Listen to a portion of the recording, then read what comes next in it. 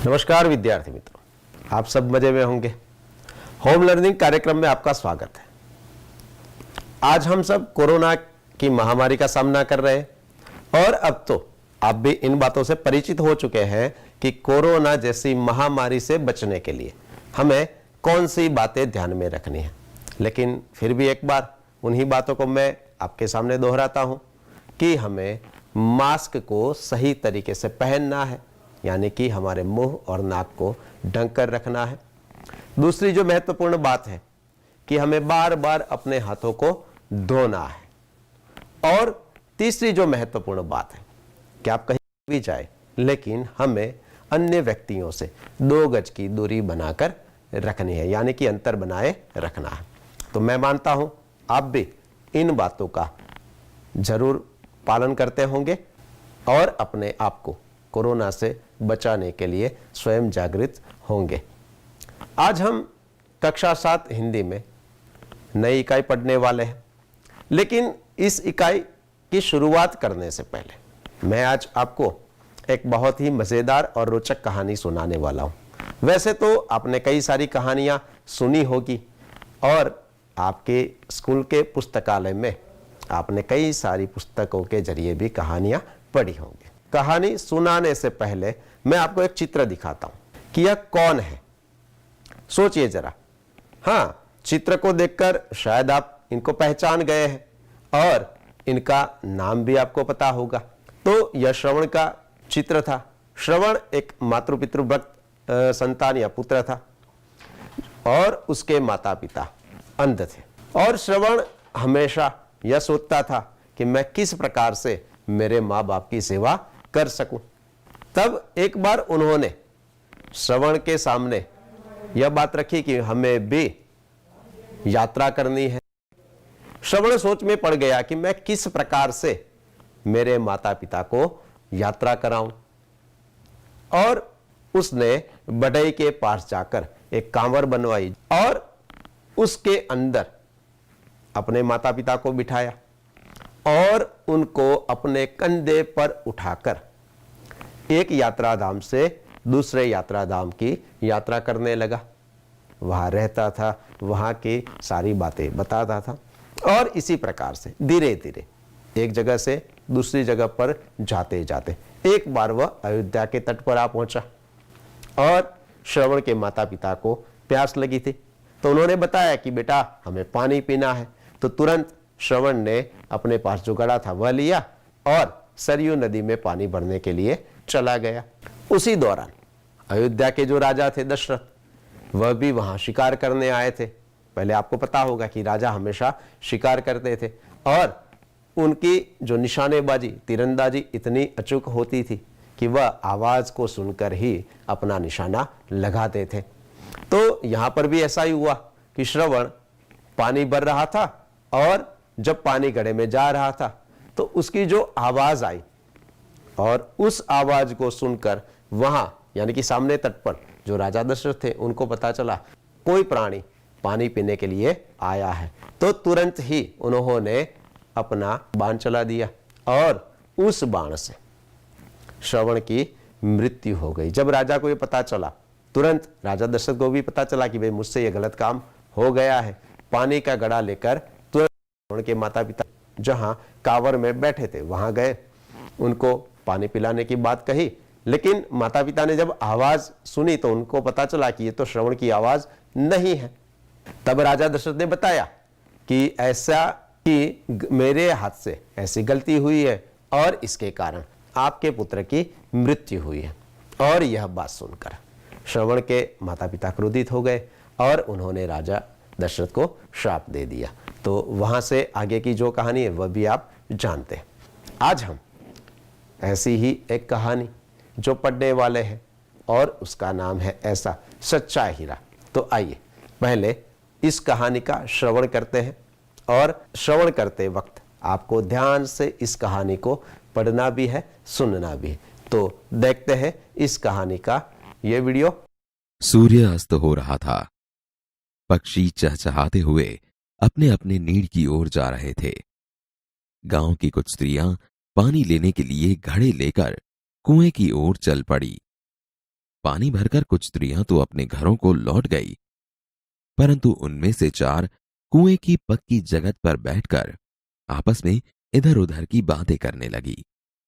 बातचीत करते करते बात बेटों पर जा पहुंची। उनमें से एक की उम्र सबसे बड़ी लग रही थी। भगवान सबको मेरे बेटे जैसा बेटा दे। मेरा बेटा लाखों में एक है। उसका कंठ बहुत मधुर है। वह बहुत अच्छा गाता है।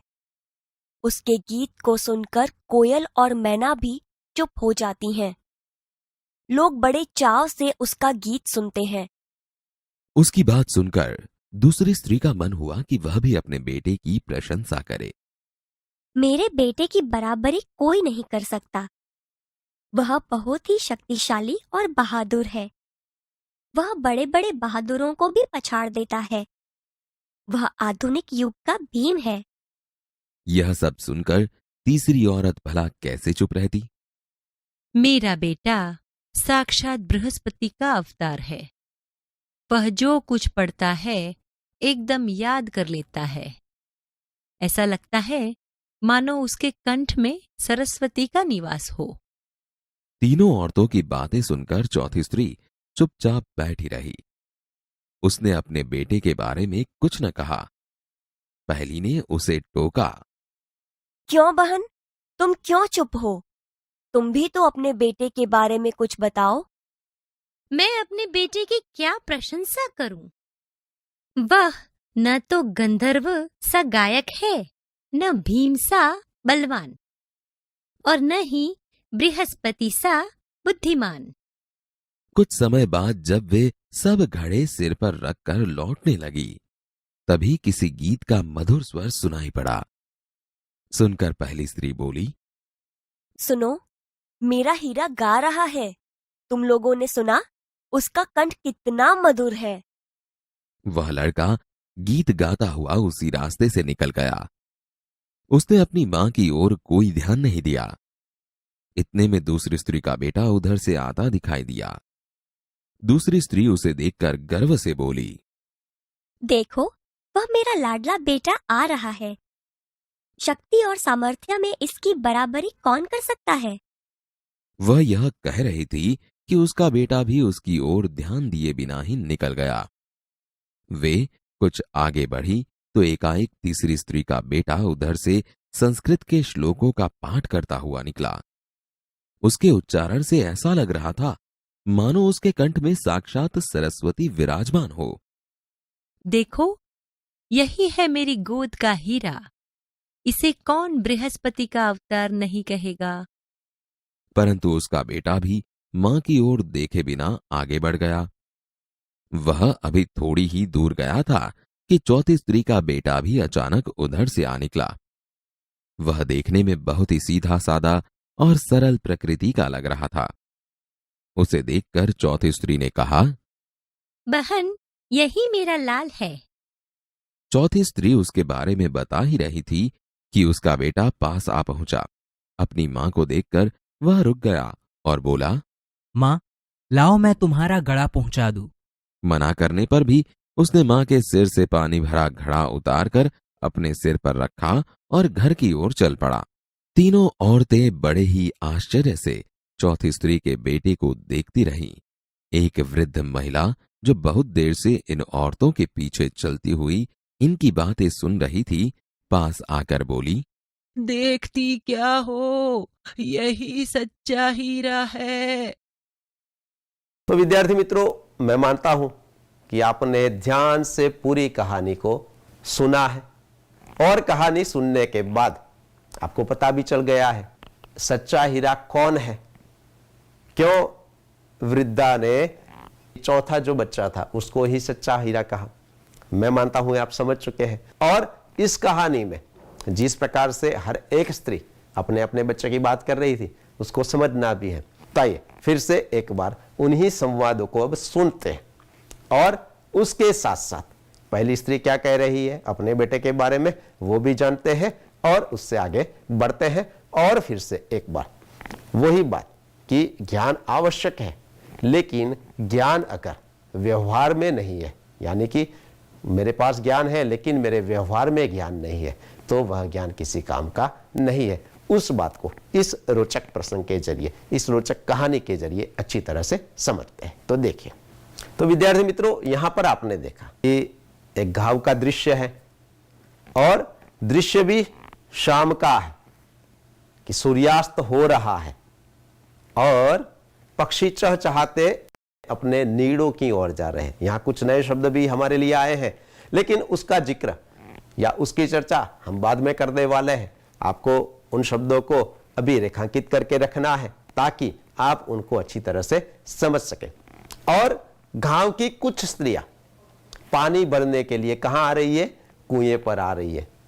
आपको तो यह मालूम होगा कि आज तो शायद आपके घर नल से पानी आता होगा, लेकिन पहले ऐसी सुविधा नहीं थी और गांव में एक कुआं होता था या 2 कुएं होते थे और गांव की स्त्रियां वहां पर गड़े लेकर पानी भरने के लिए जाती थी, वहां इकट्ठी होती थी और सारे दिन की अपने सुख दुख की सारी बातें वहां पर करती थी। ऐसा ही एक दृश्य आपने यहां पर देखा। लेकिन यहां हमें जो बात समझनी है, कई सारी स्त्रियां पानी भरने के लिए आई तो सही, लेकिन रुकी कितनी? तो 4 स्त्री वहां पर रुक गई और अंदर अंदर बातें करने लगी और बातें करने के लिए वह कुएं की जगत पर बैठ गई। अब कुएं की जगत, अब आप तो ये शब्द गुजराती में अगर आप जगत शब्द का प्रयोग करते हैं तो उसका अर्थ बदल जाता है और हिंदी में जगत शब्द का अर्थ भी भिन्न है, उसकी चर्चा भी हम करने वाले हैं। यानी कि जगत का अर्थ होता है कुएं के आसपास बैठने के लिए जो जगह होती है उसे हम कहते हैं जगत। तो वहां पर बैठ गई, पानी तो भर लिया था सबने अपने अपने घड़ों में और फिर इधर उधर की बातें करने लगी। कोई कहता कि मेरा ऐसा, मैंने ऐसा किया, कोई उसकी बात, कोई उसकी बात। इस प्रकार से हर एक स्त्री अपनी अपनी बातें कर रही थी और बातों ही बातों में बातें बेटों पर आकर रुक गई। और वहां तो जो सबसे बड़ी एक स्त्री बैठी थी उसने तो शुरू ही कर दी अपनी बात कि भाई मेरा बेटा तो कैसा है? हाँ, मेरा बेटा तो सबसे अलग है, बहुत ही अच्छा गायक है और वह जब गाता है तो मैना और कोयल भी चुप हो जाते हैं। यानी कि उसका कंठ, उसकी आवाज इतनी मधुर है कि सामने वाला सुनते ही रहता है। और जब एक स्त्री ने अपने बेटे की बखान की शुरुआत की तब दूसरी स्त्री क्या बैठे ही रहती? नहीं, तब दूसरी स्त्री ने भी अपने बेटे की प्रशंसा शुरू कर दी कि तुम्हारा बेटा भले गायक हो लेकिन मेरा बेटा तो कैसा है? भीम जैसा है, बलवान है, वह अच्छे अच्छों को पछाड़ देता है। यानी कि उसके सामने कोई भी नहीं जीत सकता और शरीर से उसकी जो बल है, उसका जो शरीर सौष्ठव है, उसकी बात करके वह अपने बेटे की प्रशंसा करने लगी।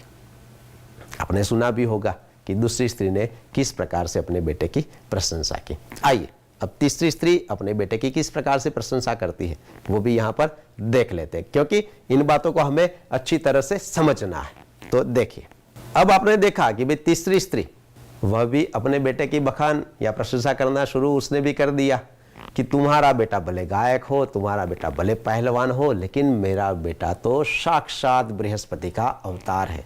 यानी कि वो जो भी पढ़ता है उसको तुरंत याद रह जाता है और उसके कंठ में तो साक्षात सरस्वती का वास या निवास है। यानी कि मेरा बेटा इतना चतुर, इतना होशियार है कि उसके जैसा इस दुनिया में कोई भी नहीं है। और जब इन तीनों ने अपने अपने बेटों की बात या प्रशंसा की तब चौथी स्त्री तो उनको ऐसे बैठकर ही सुन रही थी कि भाई मैं क्या बताऊं। तब जो पहली स्त्री थी उसने चौथी स्त्री से कहा कि देखो, मैंने मेरे बेटे की बात बताई, इसने हम सब ने हमारे बेटे में जो गुण हैं, जो उनकी विशेषताएं हैं उसके बारे में बताए, तो तुम भी अपने बेटे के बारे में बताओ ना। तब वह स्त्री कहती है कि क्या बताऊं मैं। आइए वह स्त्री क्या कहती है पहले सुन लेते हैं। हाँ, तो आपने सुना कि चौथी स्त्री ने कहा कि क्या बताऊं मैं, मेरा बेटा न गंधर्व सा गायक है, न भीम सा बलवान है और न बृहस्पति सा बुद्धिमान है। मेरा बेटा तो एक सीधा सादा लड़का है। इसमें आपने जो गुण बताए या आपने अपने बेटों की जो विशेषताएं बताई, ऐसी विशेषताएं नहीं है। और ये सुनकर बाकी की स्त्रियां उस पर हंसने लगी। आइए अब आगे क्या हुआ ये भी यहां पर देख लेते हैं। तो देखिए जरा, आपने देखा कि जिस प्रकार से हर एक माँ ने अपने अपने बेटों की प्रशंसा की थी, उनके बखान किए थे, लेकिन क्या ऐसा हुआ? और जिस माँ ने अपने बेटे के बारे में कहा कि मेरा बेटा तो सीधा सादा है और उसमें ऐसे कोई भी गुण नहीं है, उसके बावजूद भी उसने अपनी माँ की किस प्रकार से मदद की, है ना। पहली स्त्री के बेटे ने क्या किया? हाँ, अब तो आप इस बात को जान चुके हैं कि जब स्त्रियां वहां से अपने अपने घरों की ओर घड़े लेकर निकली और अचानक ऐसा हुआ कि जिस स्त्री ने पहले बताया था कि मेरा बेटा तो अच्छा गायक है, और वही आगे चलते चलते ही उनको एक सुमधुर सी आवाज सुनाई देने लगी और तब उस स्त्री को पता चल गया कि ये तो मेरा ही बेटा आ रहा है। और उसने तुरंत बताया कि देखो वह मेरा बेटा है और आप उसकी सुमधुर आवाज सुन रही हो। लेकिन बेटा तो अपनी धुन में मस्त था गाने में, और उसने अपनी माँ की ओर भी न देखा और गाते गाते आगे चला गया। कुछ ही दूरी पर जब आगे बढ़े तो दूसरी स्त्री का बेटा भी सहसा वहां आ गया, और वह तो कैसा दिखने में ही रुष्ट-पुष्ट यानी कि पहलवान जैसा था। तब दूसरी स्त्री ने बताया कि देखो वह मेरा बेटा जा रहा है। लेकिन बेटे ने माँ की ओर देखा ही नहीं, और सब स्त्रियां भी उसको देखकर स्तंभित अचंभित रह गई कि वाह, इसका शरीर तो बहुत ही बलवान है, यानी कि ये भीम सा बलवान है, आप सही है। और कुछ ही आगे बढ़े थे कि तीसरी स्त्री का बेटा भी वहां आया, और वह तो ऊंची आवाज में संस्कृत में श्लोक बोले जा रहा था। माँ ने बताया, यानी कि तीसरे बेटे की माँ ने बताया कि देखो मेरा बेटा कितना बुद्धिमान है कि संस्कृत के श्लोकों का पठन भी उसको मुखपाठ है। और उसको सुनकर सबको मजा आया, लेकिन उस बेटे ने भी अपनी माँ की ओर नहीं देखा और वह अपने रास्ते आगे चल गया। वह अपने आगे के रास्ते पर चल दिया, और थोड़ी ही दूरी पर वैसे ही ये स्त्रियां बातें करते करते आगे बढ़ रही थी, और उनके पीछे पीछे एक वृद्धा भी चल रही थी जो इनकी बातें सुन रही थी। और थोड़ी ही दूरी पर आगे बढ़ने पर जो चौथी स्त्री थी कि जिसने अपने बेटे के बारे में कुछ भी नहीं बताया था, क्योंकि वह तो सीधा साधा भोला भाला व्यक्ति था, लेकिन उसने देखा कि मेरी माँ सामने से सिर पर घड़ा लेकर आ रही है, तो तुरंत वह अपनी माँ के पास गया, वहां रुका और माँ से कहा कि लाओ मैं तुम्हारा घड़ा उठा लेता हूं और इसे घर पहुंचा देता हूं। माँ ने कहा नहीं नहीं, ये तो मैं घर पर ले जाऊंगी। तब भी वह नहीं माना और अपनी माँ के सिर से घड़ा अपने सिर पर रखा और अपने घर तक वहां ले गया। और जब ये चित्र देखा, तब जो वृद्धा जब ये चित्र देखा या ये दृश्य देखा, तब वृद्धा ने पीछे से आगे सबको वहां पर रोका और कहा कि आप तो सब अपने अपने बेटे को हीरा कह रही थी कि मेरा बेटा तो ऐसा है, मेरा बेटा तो ऐसा है, लेकिन अब आपको पता चला कि यह जो चौथी स्त्री है उसका बेटा सच में सच्चा हीरा है। तो आप भी अब सच्चे हीरो को पहचान गए हैं, और साथ ही साथ हमें इस प्रसंग या इस कहानी से इस बात को भी समझना है कि हमें भी किस प्रकार अपने माता पिता की मदद करनी चाहिए। कभी कभार तो हम शर्म के कारण ऐसे काम भी नहीं करते। अगर घर में झाड़ू पोता या कुछ भी करना है तो हम तो नहीं करते कि भाई नहीं, मैं तो नहीं कर सकता क्योंकि ये तो माँ करेगी। लेकिन ऐसा नहीं होता कि हमें जिस प्रकार से माँ हमारी चिंता करती है, उसी प्रकार से हमें माँ के हर एक काम में हाथ बटाना चाहिए। तो विद्यार्थी मित्रों, यहाँ पर इस कहानी के जरिए हमें सच्चे बेटे के बारे में पता चला, और जो सबसे अलग है यानी कि विशिष्ट है या सच्चा है, उसको ही हम सच्चा हीरा कह सकते हैं। इस इकाई में हमने जो नए शब्द देखे हैं उसके बारे में जान लेते हैं। तो आइए जरा उन शब्दों को गौर से देख लेते हैं, समझ लेते हैं। तो देखिए, यहां इस इकाई का शीर्षक है हीरा, सच्चा हीरा। और हीरा का अर्थ होता है नर रत्न। वैसे तो आपने हीरे देखे होंगे, लेकिन यहां इस इकाई में सच्चा हीरा, हीरा का अर्थ है नर रत्न, यानी कि जो बहुत ही अच्छा आदमी है, बहुत ही अच्छा व्यक्ति है। और ऐसा कौन सी स्त्री का लड़का है जिसे वृद्धा ने भी सच्चा हीरा कहा, ये हम इस कहानी से जान चुके हैं, समझ चुके हैं। अब आपको सोचना है कि क्या आप अपने माता पिता के सच्चे हीरे हैं, और अगर नहीं है तो हमारा जो बर्ताव है उसमें हमें किस प्रकार के बदलाव लाने चाहिए, यह भी हमें इस प्रसंग से समझना है। इसी प्रकार से हमने एक शब्द शुरुआत में देखा था कि सूर्यास्त हो रहा है, पक्षी चहचहाते हुए अपने नीड़ की ओर जा रहे। चहचहाना यानी कि चहकना, आपने पक्षियों की चहचहाट तो सुनी ही होगी।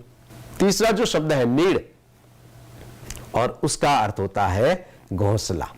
आपने देखा होगा कि पक्षी सुबह घोंसले से निकलते हैं, लेकिन शाम होते होते वापिस वह अपने घोंसले में जा बैठते हैं।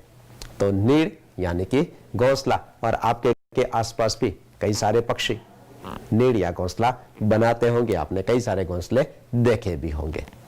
अगला जो शब्द है कंठ, पहली स्त्री ने बताया ना, उसका कंठ कैसा है, तो मधुर है। कंठ यानी कि गला, स्वर, आवाज। आप भी शायद गाते होंगे और मधुर स्वर में आप भी गान कर सकते होंगे, तो आपके बारे में भी ऐसा कह सकते हैं कि आपका कंठ मधुर है ना। अगला जो शब्द है प्रशंसा करना, प्रशंसा का अर्थ होता है तारीफ करना या उसमें जो गुण है उसके बारे में कहना। आइए अगले शब्द देखते हैं बराबरी। देखिए, दूसरी स्त्री ने कहा कि मेरे बेटे की बराबरी कोई नहीं कर सकता, इतना शक्तिशाली है। और बराबरी का अर्थ होता है तुलना, कि मेरे बेटे से कोई बराबरी नहीं कर सकता, मेरे बेटे के समान कोई है ही नहीं। अगला जो शब्द है सामर्थ्य यानी कि शक्ति, बल, योग्यता, जो दूसरी स्त्री ने अपने बेटे के बारे में बताया। अगला जो शब्द है पछाड़ना, उसने कहा ना कि वह तो भले भले को पछाड़ देता है। पछाड़ना यानी कि हराना, पटकना या गिराना। आपने कुश्ती देखी होगी तो उसमें एक व्यक्ति दूसरे व्यक्ति को पटक देता है, गिरा देता है, पछाड़ देता है। तो पछाड़ना यानी कि गिराना या हराना या पटकना। अगला जो शब्द है आधुनिक। देखिए, यहां पर आपने यह शब्द भी सुना होगा कि मेरा बेटा तो आधुनिक युग का भीम है। भीम की कहानी आपने सुनी होगी, और अगर नहीं सुनी है तो महाभारत आपको जरूर सुनना चाहिए, देखना चाहिए या पढ़ना चाहिए। उसमें भीम का जो पात्र है उससे आपको जरूर अवगत होना चाहिए। तो आधुनिक यानी कि अर्वाचीन, नवीन, आज की जो स्थिति है उसके बारे में वह बात बता रही है। जो शब्द है बृहस्पति। हाँ, बृहस्पति से आप परिचित होंगे, क्योंकि ऐसे तो कई सारी धार्मिक सीरियलें आप टीवी पर अब देखते हैं, है ना। बृहस्पति यानी कि देवों के गुरु, जिन्हें हम ब्रह्मा भी कहते हैं। तो ये बृहस्पति यानी कि देवों के गुरु। अगला जो शब्द है साक्षात यानी कि सम्मुख, सामने या प्रत्यक्ष। देखिए, जब सारी स्त्रियां कुएं की जगत पर बैठी थी और अपने अपने बेटों के बारे में बता रही थी, तब चौथी स्त्री को तो ऐसा ही लगता था कि इनका बेटा तो ऐसा होगा, ऐसा होगा। लेकिन क्रमशः जब एक के बाद एक हर एक स्त्री के बेटे साक्षात सामने मिलने लगे, यानी कि प्रत्यक्ष रूप से सामने आने लगे, तब पता चला कि इनकी कुछ अन्य विशेषताएं हैं, उनमें ज्ञान है, बुद्धि है, बल है।